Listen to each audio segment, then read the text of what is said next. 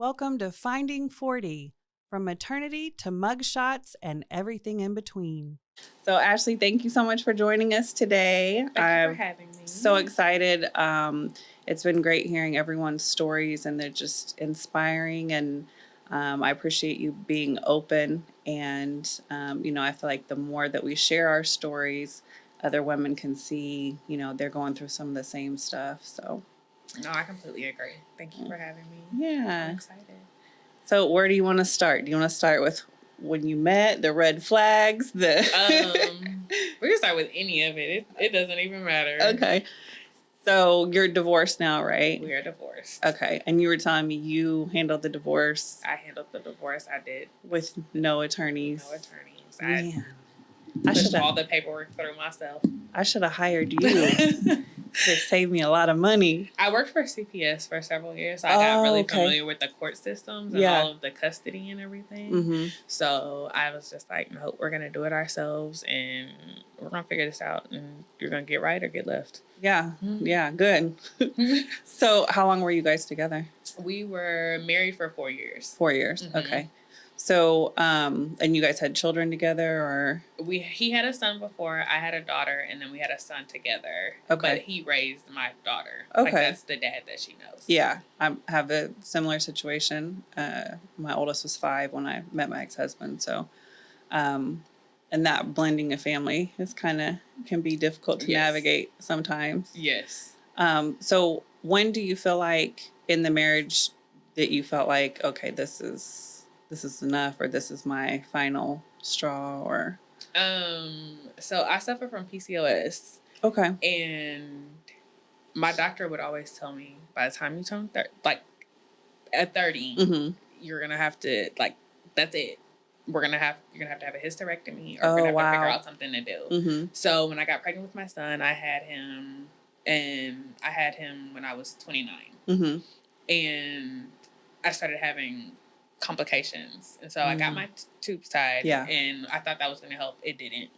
And so for my 30th birthday, I had a hysterectomy 4 days after my 30th birthday. Dang. And what a birthday present. My ex-husband took FMLA to be with me to help with the kids, because we had a 1-year-old and different things, right, and the other kids, and to navigate school and everything. And the first night home from the hospital, the baby's in the bed with me.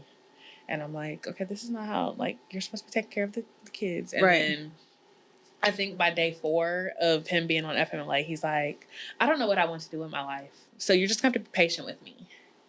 And I'm like, I just had my womanhood ripped from me. And I didn't want it to be. And you're telling me that I have to be patient with you, and you don't know what you want to do in life? Right. Okay, you can ask me how am I doing? How am I doing mentally and everything? Yeah. But it wasn't. It was like everything was turned on to him.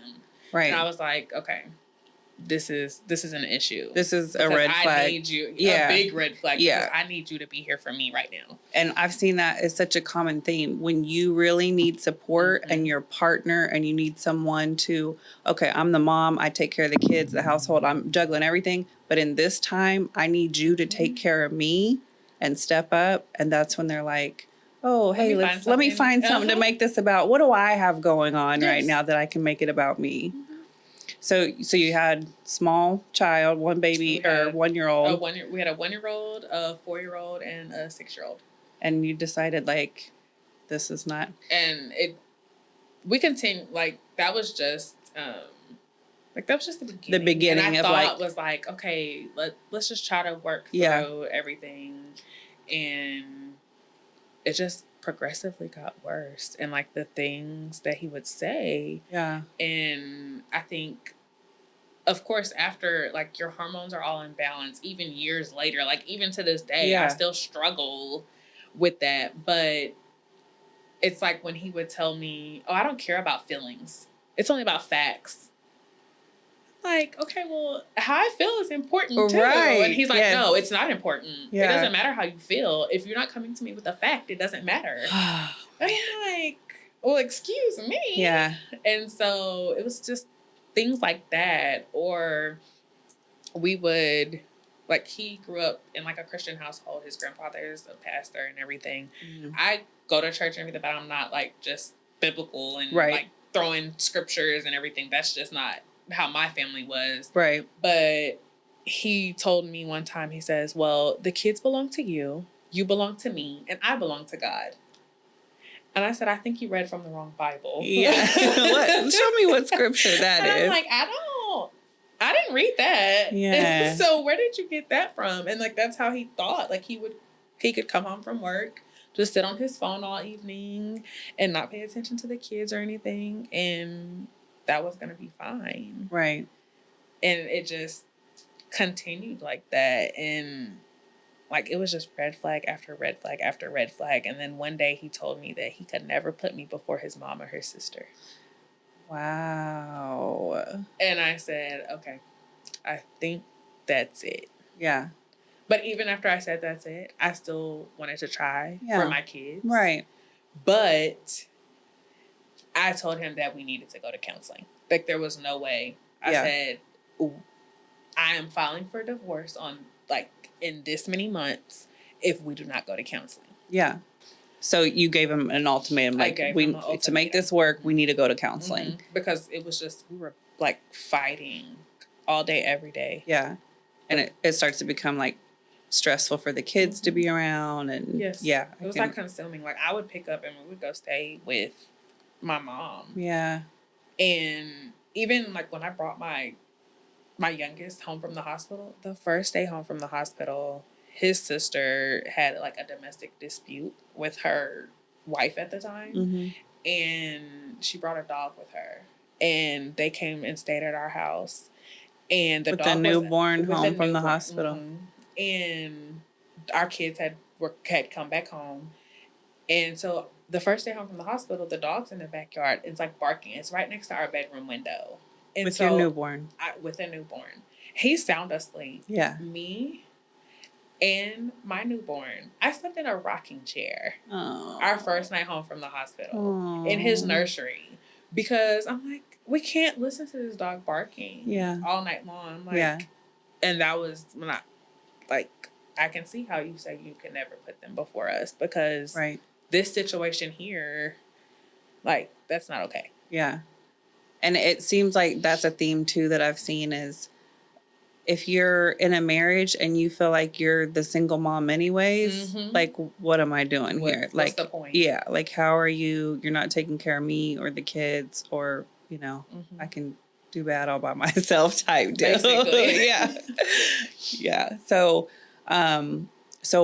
when did you start like the divorce process, or did you move out, or how did that go? So during COVID, we moved into a house because that was the end. Mm-hmm. I was like, okay, we're either going to figure it out. We're going to go to counseling. Did he agree to go to counseling? He agreed to go to counseling. I was like, if we move into this house, we're going to go to counseling. Mm-hmm. He put it off and put it off and put it off. And then I was like, no, you're going to start.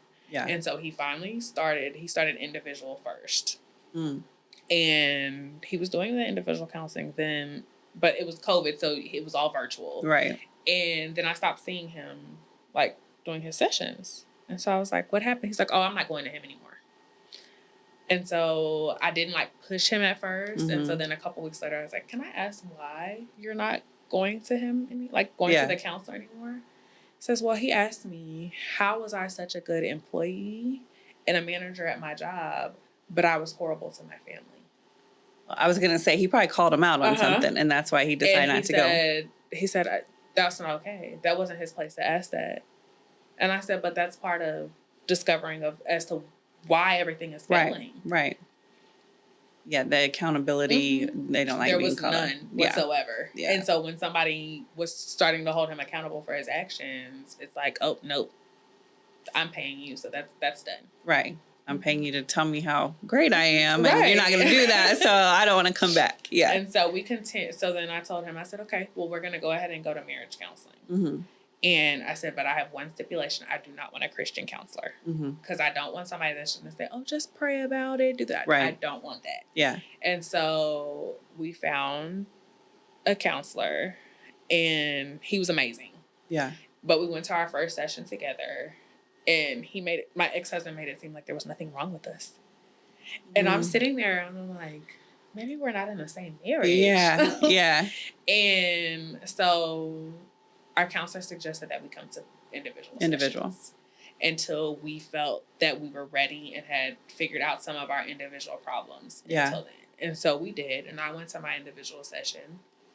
And then he went to his individual session. And he came home from his first individual session. He says, I'm not going back. I said, what happened? He said, the counselor got into it. Like, we were cussing each other out. I was like, in your counseling session? He's like, yes. And I got up and I left. And I'm like, how?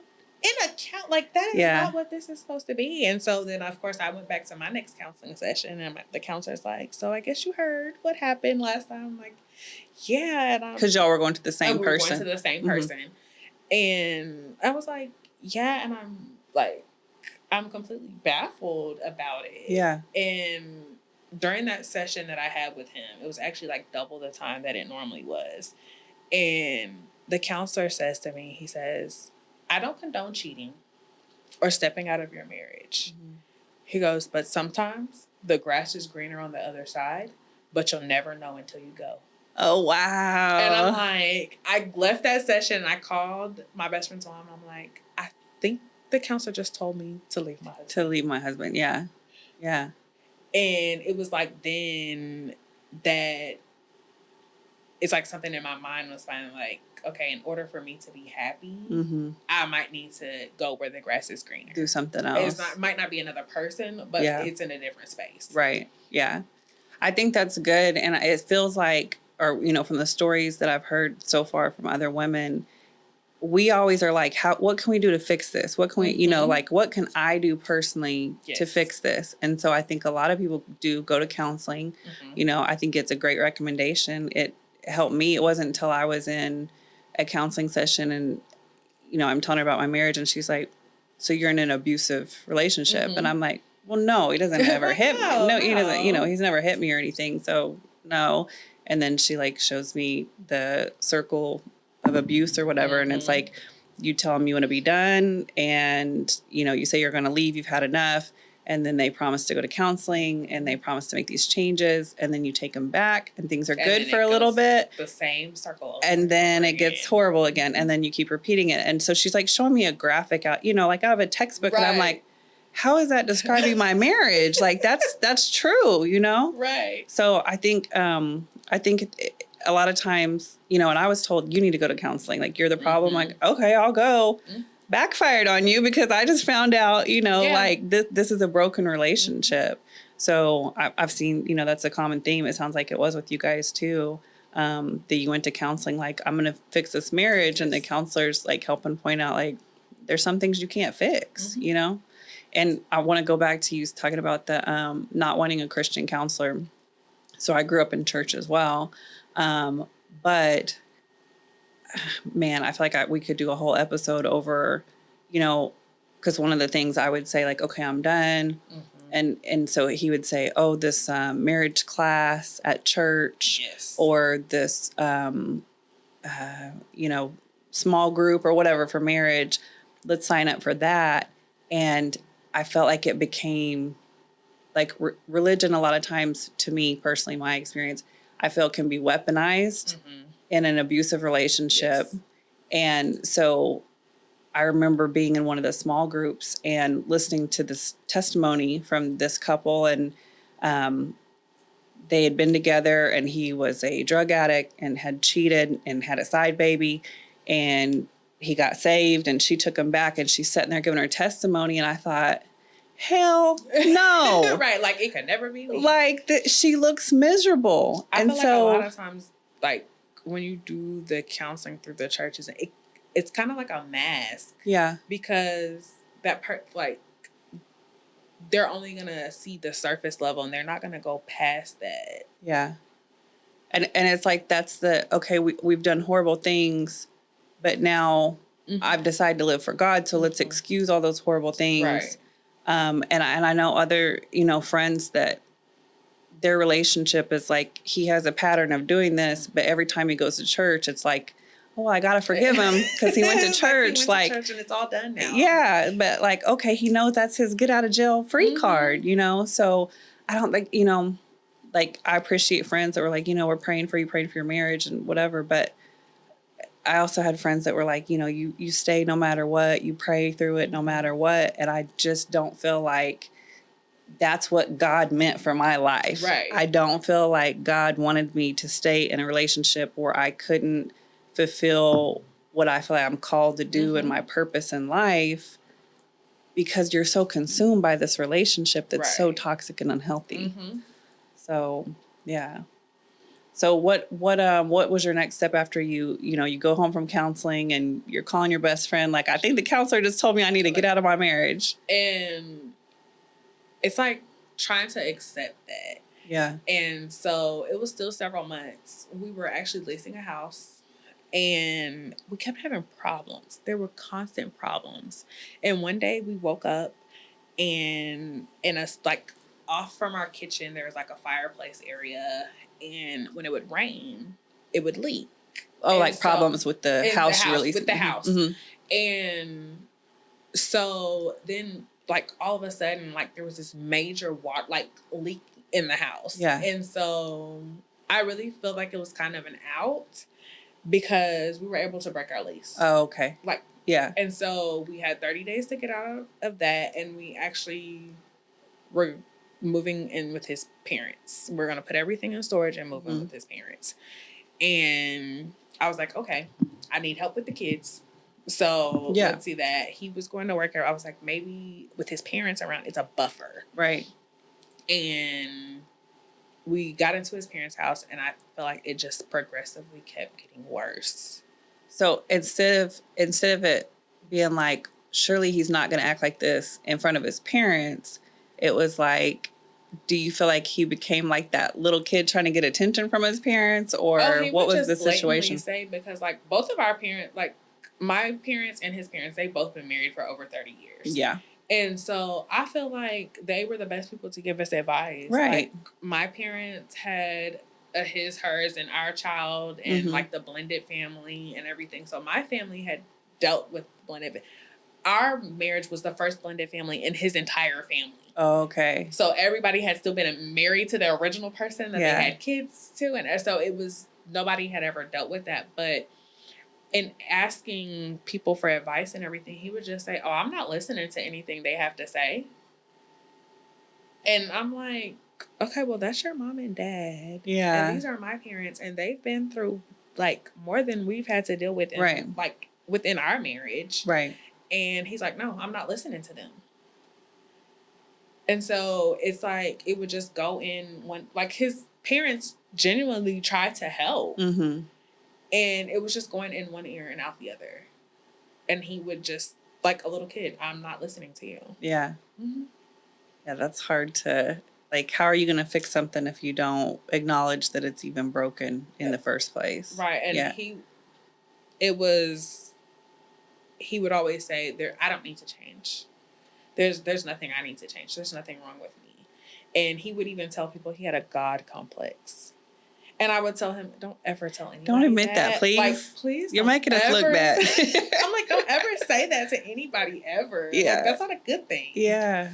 And so it just, over time, and then of course with COVID, you spend way too much time together. Yes. And luckily he's in banking, so he was still going to work. Okay. But I was at home with the kids doing virtual schooling and everything. And it was finally one day, I was just like, I can't take this anymore. And I called my parents. I'm like, can I come home? Yeah. And my parents are like, of course. Right. And so me and the kids moved in with my parents. Yeah. And then he decides, well, we can try to make it work. Like, I'll go to counseling. Now that I'm like, left. we've already tried that twice. Right. Yeah. And then you quit. Yeah.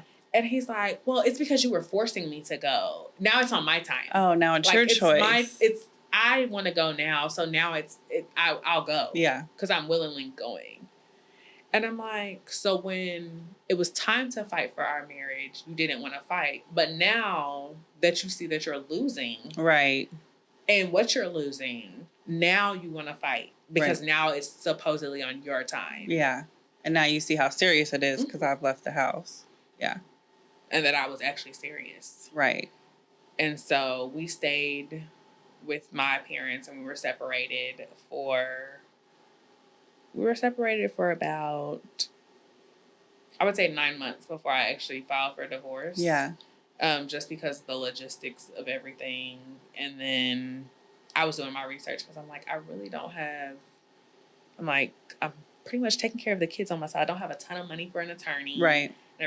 So that's when I did all my research on how to file on my own. Yeah. And I did I filed in October, and I did the whole process myself. And I believe, like, we had been separated for time. It was drawn out because there was things that he didn't want to agree on. But I'm like, no, it's gonna happen. Yeah. And so then finally he was like, okay, as long as you just don't take the kids out of Texas. And so I was like, okay, that's fine. Yeah. And like within that time, I think we both knew it was completely over. And we like casually started dating other people, even though we weren't divorced yet. And he actually ended up getting somebody pregnant. Oh, before our divorce was over. And I knew because I just had a feeling. Yeah. Because you just have that women's intuition. Isn't it crazy how the women's intuition like will tell you things? And it's like he called me one day and he's like, with her, I learned with you, I learned what not to deal with her. And this is how it's going to be. And I'm the prize. I'm like, no, the woman's the prize. You're not the prize.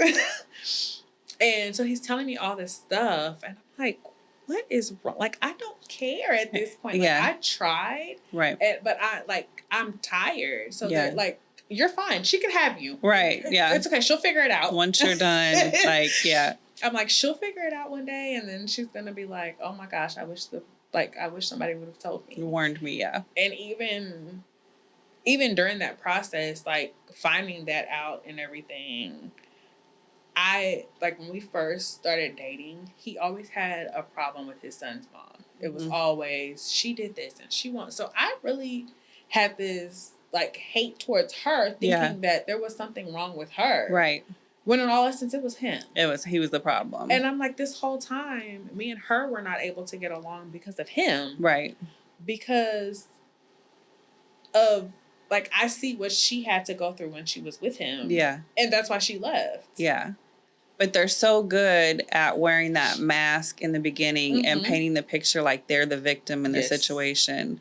And I feel like there's a lot of men that the new girlfriend comes in and they see them as a good, especially if they're helping with their child, you know, like if the girlfriend already has a child and now they're dating this man and he steps in and he's helping with this child and you're going, wait a minute, he wants to be a good dad. You know, maybe the lady is keeping his kid from, you know, and they put on that show. Because he had primary custody of his son. Wow. And so I'm thinking like, oh, she's just like, she left her kid and everything. I'm like, no, she wanted to leave him in. Like, she didn't want to, like, she wanted to not have to deal with him completely. Yeah, yeah. Something that I always looked at, like, how can a mom not have their kid? I couldn't understand that. That was so crazy to me that, you know, but when you go through it and you fight that type of personality, there were times in my head where I was like, man, I get it. I get it, especially if they wear you down financially and emotionally. And, you know, I've talked to other women that were like, I was ready to give up. Like I didn't have it in me to keep fighting. And some of the court systems make it difficult for you to do. And so it gets to that point and it's just crazy. What, were you in Tarrant County or? We're in Tarrant County. Okay. I'm not fond of Tarrant County. Yeah, they're a piece of work sometimes. But that's awesome that you did the research and filed it. And one of my girlfriends did that. I have so much respect for that because you're like taking that on yourself and doing the research and the outcome. You got the outcome that you wanted by doing that, right? Most definitely did. And I think it's not so much I wanted to prove a point, but I felt like by me going through the process and doing everything, it showed him how serious I was to get my peace back. Right. Yeah. because I served him his paperwork. I didn't have anybody else. Oh, wow. Took it to him. And Yeah. I'm like, this is really happening. This is our divorce papers. Yeah. And so how long did it take for it to be, you guys were separated for 9 months? We were separated for 9 months. The full divorce took, it was just under about 10 months. 10 months. Was it during COVID? No, it was after COVID. Okay. I was like, because I feel like COVID slowed down everything, and that's one of the reasons. It did. Our divorce was final it was actually, it's crazy. They sent the final divorce decree on his birthday last year. Oh, dang. Happy birthday. So they sent the final divorce decree to us on his birthday last year. Oh, wow. So what do you, like, looking back at that situation, what do you think you would have done different? Or, like, what would you tell a woman that is in a similar situation, or, you know, starting to see things in their marriage, like going to counseling and starting to say, wait a minute, maybe this isn't what I thought it was going to be? That you're not crazy. Yes. You're not crazy. Yes. It's not you. Yeah. You're not crazy. And keep listening to yourself. Fight for yourself. Yes. Because I feel like, that just gave me goosebumps. Because I feel like we start to ignore that little voice in our head because we're told you're overreacting, you're too emotional, you're looking for something to be mad about. Yes.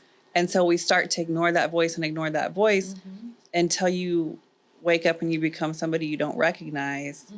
And yes, so many guests have said that, like, when I'm like, what would you tell a woman, you know, that's going through something? You're not crazy. You're not crazy. And I think if I would have advocated for myself from before we got married, I didn't want to get married when we got married. Yeah. It was him. Yeah. I was actually pregnant, and I was like, I don't want to have my dream wedding and be pregnant. Right. I want to be able to enjoy a wedding and everything. He's like, oh, why wait? Yeah. Because I wanted to wait another year. And so it's like, oh, no. And so we did. We got married when he wanted to get married. Yeah. And it just spiraled. And then I told his mom I said, y'all bamboozled me. Yeah. I said, y'all could have told me. Right. What I was getting into.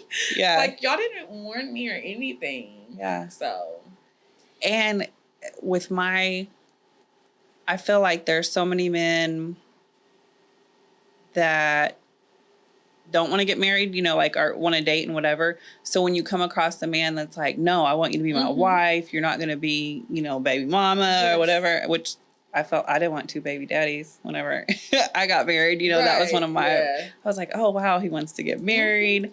And I didn't realize that for that type of personality, that is just the ultimate control. It's not like I love you so much. Yes. I want you to be my wife. I can't live without you. It's that now I've got your ass, basically. It's like you're stuck. Right. And so marriage is like the ultimate for that. Yep. So there were little times in my marriage that I look back and they weren't like the big blow ups and stuff like that. But there were little times that I look back and I remember thinking, like, I'm not living like this. I'm not living like this. An example for me is I got cussed out over groceries so many times. Like, I was making more money, to be honest, than he was, you know. So I would go buy my children what my children liked and the snacks and whatever. And, like, you don't grocery shop. You don't know what they cost in the first place. And I would come home and start unloading groceries and start getting yelled at for the groceries that I bought. And I remember that happening one time, and I thought, this is the last time in my life that I will get cussed out for buying groceries that I paid for. Right. And, you know, just little stuff like that piles up and happens. Were there any little moments in your marriage that you were like, okay, this is the last time that's going to happen to me? I think one instance when I was pregnant, and it was always laundry. We all, like, there was always laundry. I'm like, can I just get a little bit of help with the laundry? Like, my mom would come over and help me with laundry. Yeah. Yeah. Because he wouldn't help me. Because with small children, like, it's constant. It's constant. Yeah. And I think he was he would just sit there and play the video game. And so I took the controllers and I hid them. I hid the controllers. I hid the TV remotes. I hid everything. Yeah. And I'm like, okay, once we're done with this laundry, you can get all your remotes back. Yeah. And I'm like, I can't fight with, I'm like, this is worse than the kids. Like, right. I'm like, I can't keep fighting with a grown man. Yeah. To help me with chores. Right. Yeah. That we're supposed to be partners in this together because of a video game. Yeah. And I'm like, I should not have to hide remotes for you to help me clean up. Yeah. And I think that's the thing, like, you deal with something so much and over again that when you finally do something like that, then he's going, look, y'all, I told you she's crazy. Look what she did. Look, all my stuff. Look what she did. She's crazy. Like, no, I'm stressed. I'm tired. I'm taking care of kids. I'm juggling all this stuff. I'm asking for your help. And like, I'm trying, like, drowning over here. So what can I do? I'm going to do something. And I tell everybody, like, the funniest story. So my youngest son, the whole time I was pregnant with him, he would not let my ex-husband touch me. Anytime he got near me, he would like just start flipping or kicking and I'm like, don't touch me. Yeah. So even the night he's my 10-pound baby. Oh, so wow. He was very big kid. Yeah. And the night that I was so ready to get him out. I was like, we're going to have sex. I was like, I don't care. I was like, go take a shower and meet me in the bed. Yeah. And he came back out and I was on the side of the bed and I'm like, call my mom. We got to go to the hospital. I had went into labor. Oh, wow. I was like, my son was like, my dad is not touching you. You're not. Cancel that plan. And it wasn't, he gets out the shower and he's like, you're joking, right? I'm like, no. I'm in labor. And I had him that night early. It was before the induction and everything. Oh, wow. You're supposed to be induced and that happened. That's funny. So I'm like, even my son knew. Yeah. Yeah. So how has it been? Do you guys have like a co-parenting situation now or? Yes. So it's much better than when it first started. Yeah. We still have our days. Yeah. And we do. So he still does like standard visitation. Mm-hmm. So it's first, third, fifth weekends. Mm-hmm. He doesn't do the weekday during the week. Yeah. We don't do extended time during the summertime. They get, like, I get every Christmas because his family celebrates Christmas on New Year's. Oh, okay. Because his mom was a flight attendant. So it was just easier. They just moved it. Yeah. Because she was flying all the time. And so we still fight about it sometimes. Like, he's supposed to do the Friday through Sunday, but most Fridays don't happen. Mm-hmm. Or I can make plans because it's the first, third, fifth. And it's like, oh, no, I'm not going to be able to come pick them up until 5 o'clock on Saturday. And I'm like, so you're saying that it's okay for you to have them for just 24 hours? Right. Like, right. They need more time with you. Yeah.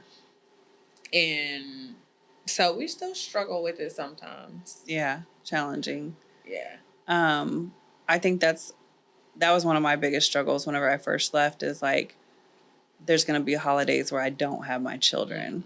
And I remember like the first Thanksgiving that I didn't have them. And I was so depressed.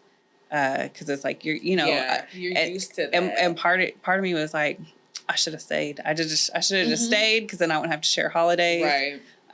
So I think that's a normal feeling, for a lot of women. Yeah. But then, like you mentioned, his mom was a flight attendant and they just moved it to a different day. I'm like, okay, we can just celebrate when they come back. The actual date on the calendar doesn't matter.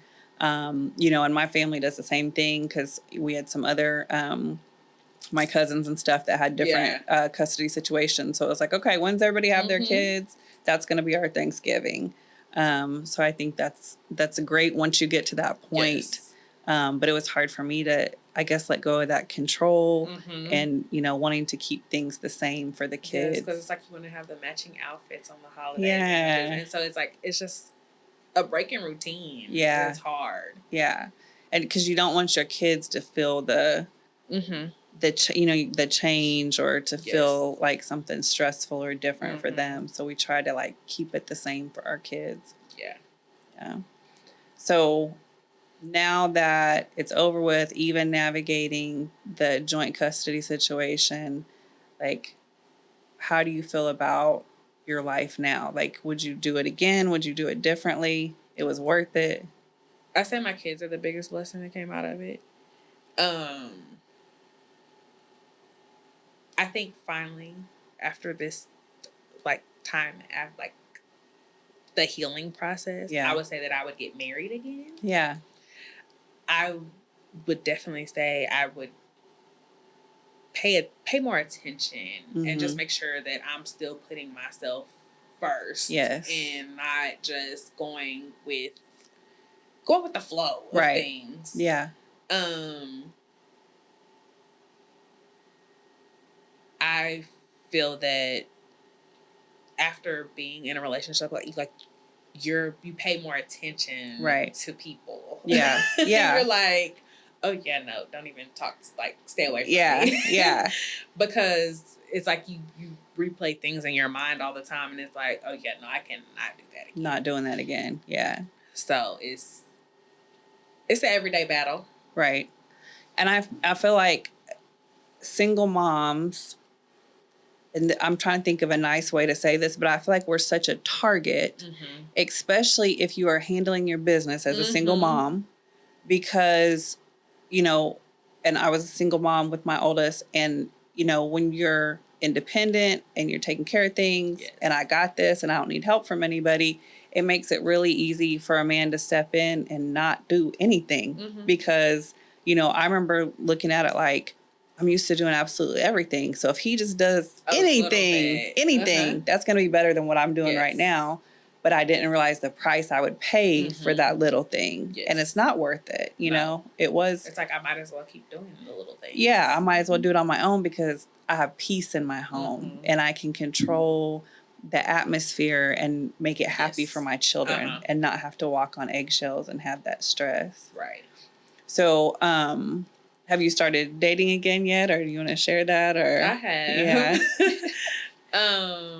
It's somebody that I dated in the past. Yeah. And so yeah, it's going really well. I was like, I don't have another relationship in me. Yeah. Yeah. And dating these days is hard. It's different. Oh my gosh. I don't like dating, like the internet dating. And everything. That's not for me. Right. Yeah. And like, I tried it. And I think I was talking to a guy and I was like, oh, okay, maybe he can call me. And he called me. And at first I couldn't understand a word he was saying. Yeah. And I'm like, okay, yeah, no. Or it's like, or guys are just like stalkers. Yeah. Yeah. And so, yeah, no. So the guy that I'm dating, he's like completely amazing. Good. And like, we've dated in the past. We've known each other since like the 5th grade. Oh, so that's like awesome. One of those things where like, we've grown and gotten to know each other. And so like now we're getting to know each other as like our adult selves. Yeah. And I think it's so important. I didn't realize, like, because for me personally, I'm going to blame it on being a Cancer. I don't know if that's true, but that's my excuse for everything. It's easy for me to get wrapped up like in the romance and that feeling and stuff where I found myself going, hold on, like, I don't even like them as a person. Right. You know, like, and so I feel like I pay attention to things like, you just treated the waitress like that. That's a turnoff. That is a red flag for me. Like, if you're going to treat somebody who's, you know, taking care of you, the wait staff, the valet, whatever, bad or talk down to them, like, I don't like you as a person. Right. That's a red flag. Definitely. I agree. Yeah. And so, but my issue is I feel like it's hard for me to not go, okay, I'm going to start where here everybody's a narcissist and they got to prove that they're not. Yeah. I think I was like that too. Yeah. And it's hard. Yeah. Because that's how you look at every male.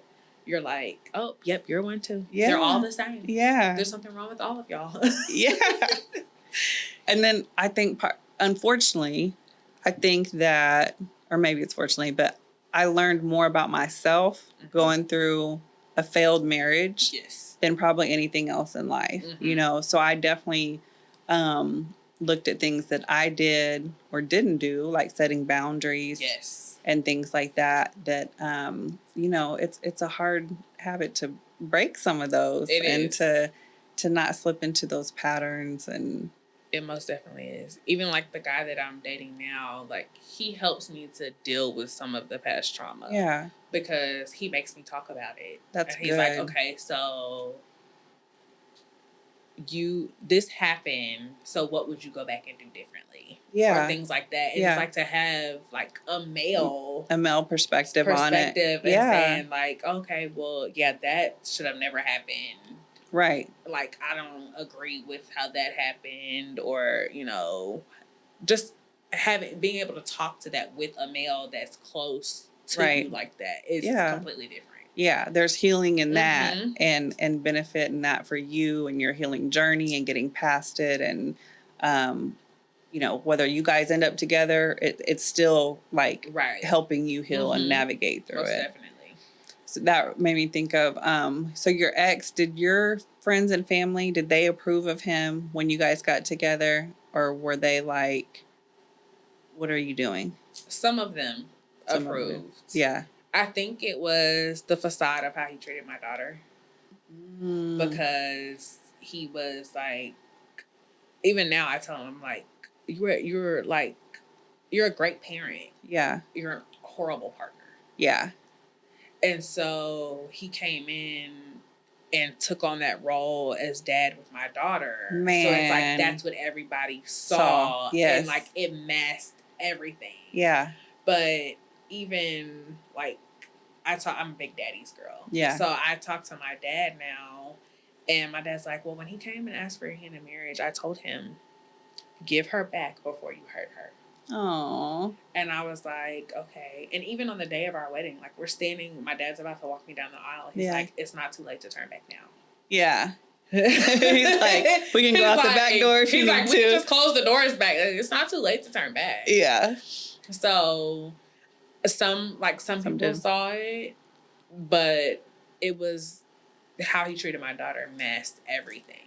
I feel like as a man, I feel like I got played like that, you know, like. And it is because you're a single mom and you're like, I feel like I'm damaged goods. Yeah. Because I feel like no man is gonna want me, and then you have this man come in, swoop in, be like the perfect dad figure, and he's like a knight in shining armor, and it's like you kind of settle, because you feel like this might never happen again. Yeah, and for me, I was like, maybe he's not really what I want as a partner, but I see how he is for my child, so I'm gonna go with that. Yes, and I feel like this is where I've talked to other women too, like, because I didn't just, you know, my oldest daughter, when I was a single mom, I just didn't, the men that I dated, I didn't have them around her. Right. And so when I got serious with him, he was like, well, I need to meet your daughter because I need to know what I'm signing up for, basically. Like, I don't have any other kids. Gotcha. And I want to, you know, I really like you. I want a relationship, but I also need to see what I'm getting into. And I'm like, oh, I didn't think of it like that, you know. And he's saying he wants to be serious and he wants a relationship. So, you know, you can be around her. Actually, there's no story behind that. I didn't allow it. He just broke a boundary and came and showed up at the salon. Oh, wow. But, which I thought was romantic back in the day. But when I talked to my counselor, she was like, that was breaking the boundary. That is not that romantic. Sign number one. Yes. But it came in, well, you know, we were at, because he had texted, like, where are you guys at? I'm like, oh, I'm at the salon, whatever. And so he was like, I'm coming up there. I'm like, no, I'm with my daughter. I don't let men come around. He's like, no, I'm coming up there anyway. So he comes up there. I'm like, okay, he got there. Don't hold my hand. Don't touch me. Don't anything, you know, act like you're my friend. And he's like, that's fine. It's fine. Was very respectful, getting her chips and snacks and stuff while she's getting her hair done. Wants to take us out to lunch afterwards as a friend. And so I'm like, oh, okay. Like, so he's really trying to, you know, come in and be that father figure that I want for my daughter. Because her biological dad was like a fun uncle, you know, like very inconsistent. And, you know, and that was my motivation. I really wanted to give her that family unit.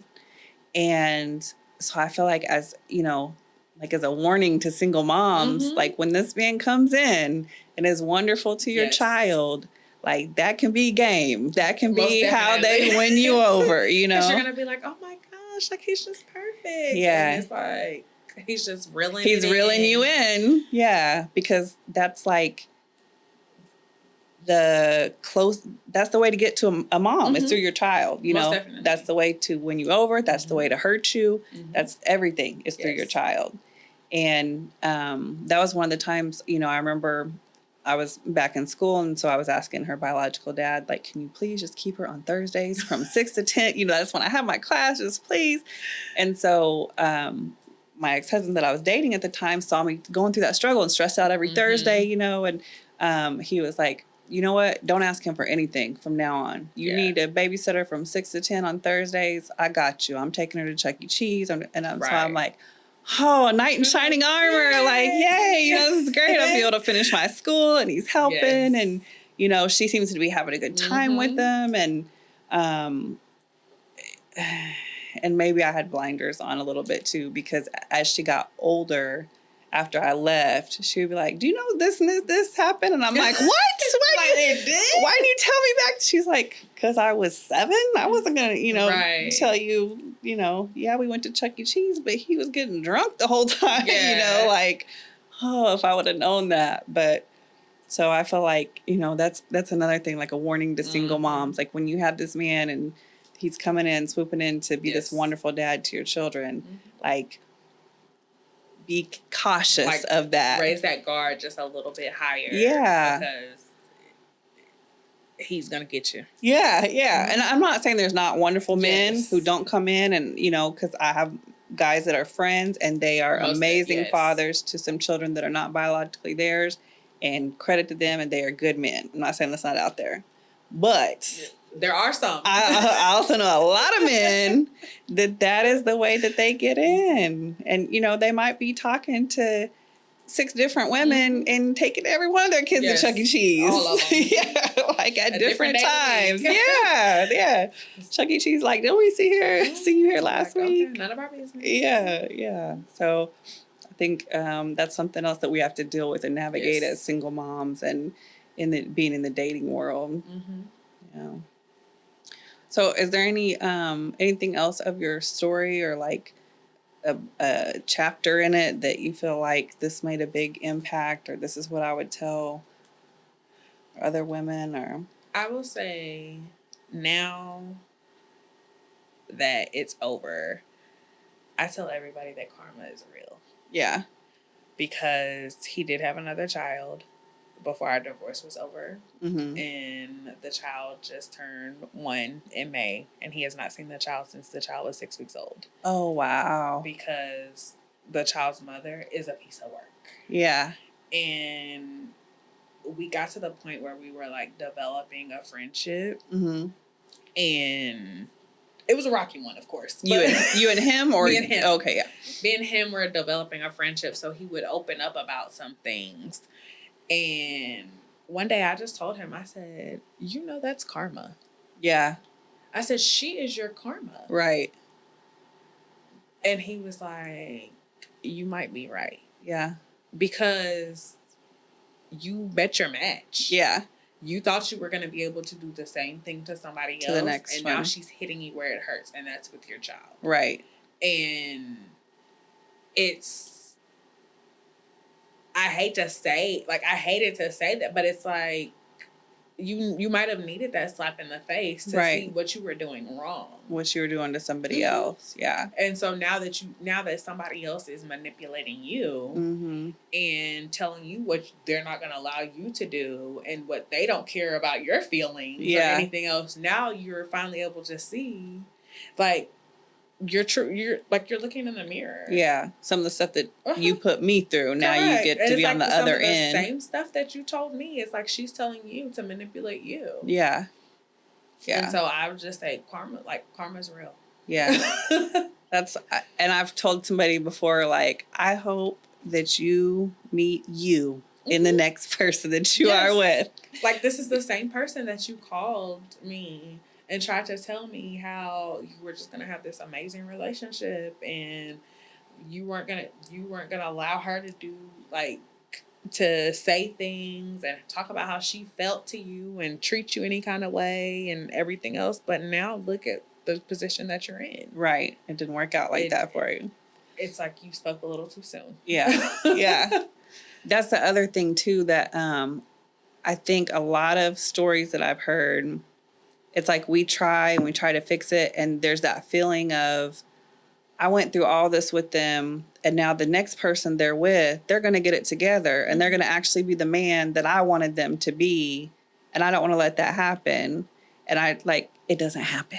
It doesn't happen. They do not move on to the next woman and get their life together and become this loving, emotionally connected. The cycle starts over. Yeah. It's like they have this little like wheel, and it's like they just rewind it. Yeah. And then they start the charm all over again. Right.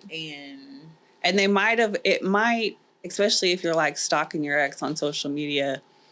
I'm not saying I've ever done that, but not my ex-husband. Like we've blocked each other during the court. Like, we're not during even the court. On social media. During the court situation, we're not on each other's social media. But if you're looking at an ex's social media and you're going, oh my gosh, he got her flowers, or they just went on a trip or whatever, like him and I talked about always going to the Bahamas, and he would never take me, and now he's taking. Well, he learned what you wanted. Yes.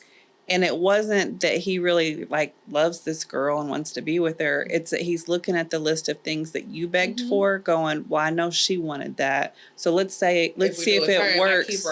Keep her longer. Yeah, let's see if it works with winning this one over, because I've got this laundry list from my last relationship.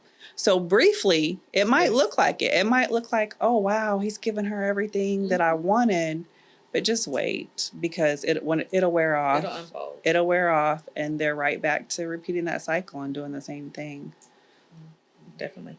Yeah. But was there anything from your story that like you want to make sure you tell women, do this or beware of this, or anything that you want to share that we haven't talked about yet, or a topic that you want to talk about?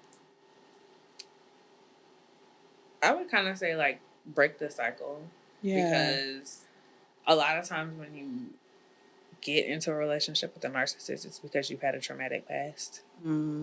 Yeah. And like the relationships that you've had, it's like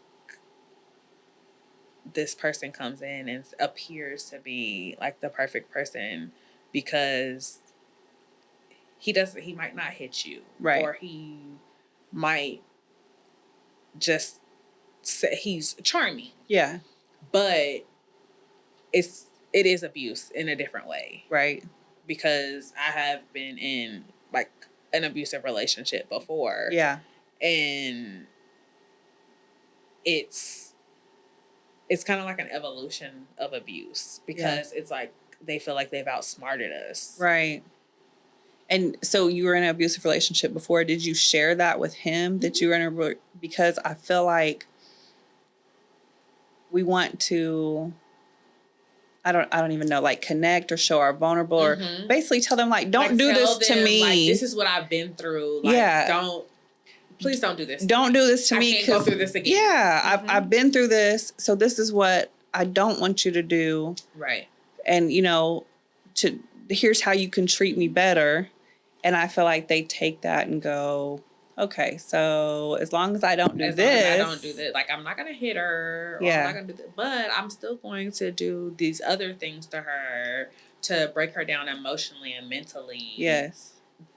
But it's not going to be physical. Right. Yeah. And I don't want to downplay physical violence, because that is horrible and unacceptable.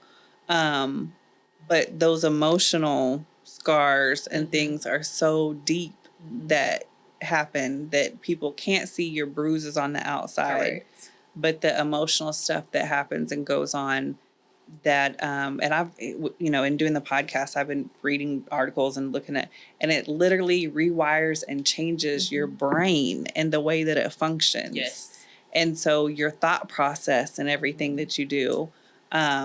So I think that that's great that you mentioned, breaking that cycle and recognizing like how, if you've experienced childhood trauma or different things in different relationships, in your life, looking at those and saying, why did this cause this? Or, Right. you know, why did I accept this because of this? And understanding those reasons is like part of the healing process and and breaking that cycle. And I think that's great.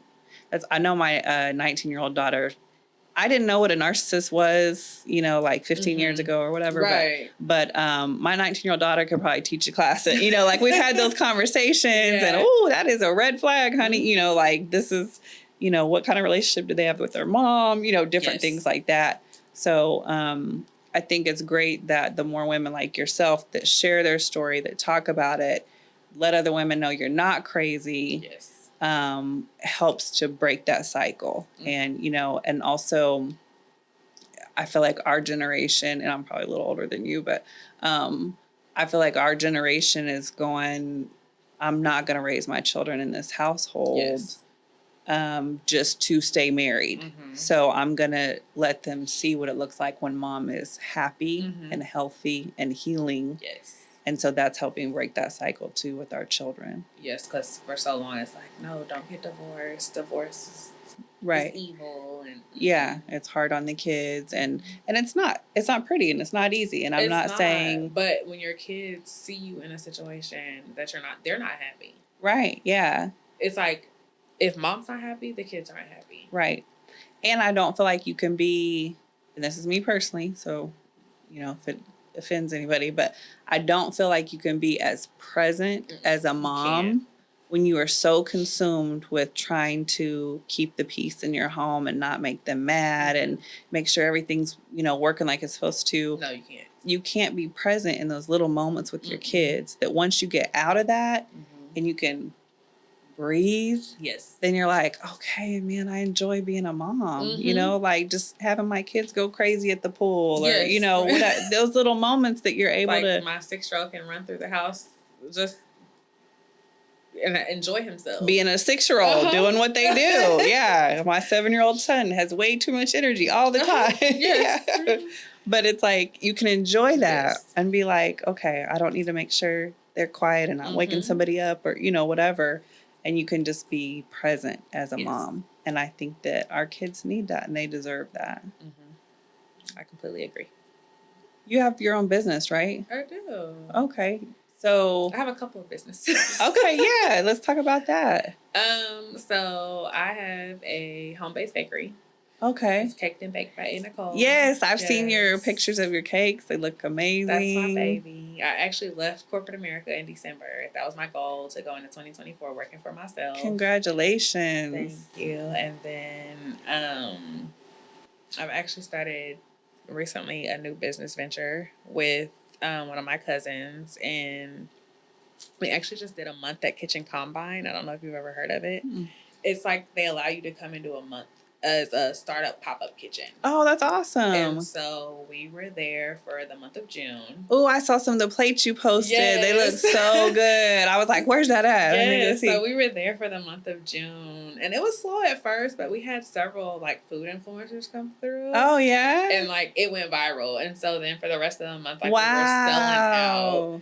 So we're on the hunt for a restaurant right now. That's awesome. So it's been a journey. It's something I started telling people, you have to be careful what you pray for. You have to be very intentional in your prayers. Right, yeah. Because I kept saying, I want a food truck or I want a restaurant and everything. And then I'm like, Lord, I didn't mean tomorrow. Yeah. Hold on, I wasn't ready. Hold on, let me prepare for this. So, yeah, so that's what I do. That's awesome. But you know when it starts lining up and working, that you're on the right path. Yes. When those doors start opening and things are lining up, even if it's faster than we thought it was going to be, that you're doing what you're supposed to be doing. Most and you're definitely. Where you're at.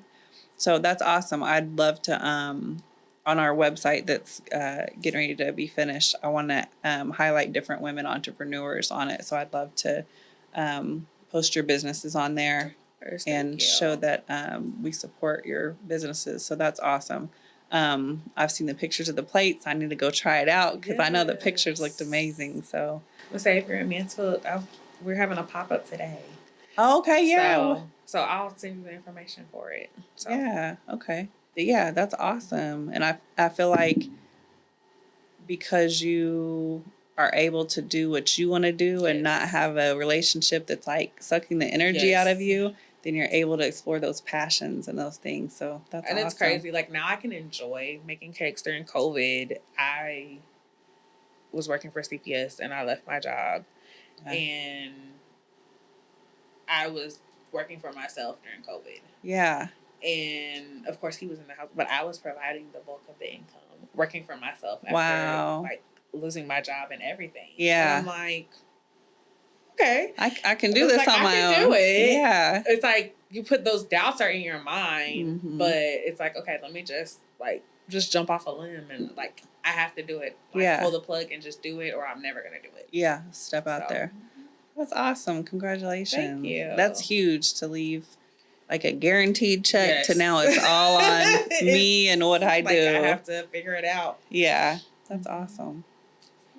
Well, thank you so much for sharing your story. Thank you for having me. It was fun. Yeah. You have to come back and we'll definitely have to post some of your pop-ups and events and stuff that you have. So yes, ma'am. Thank you so much. You. All right.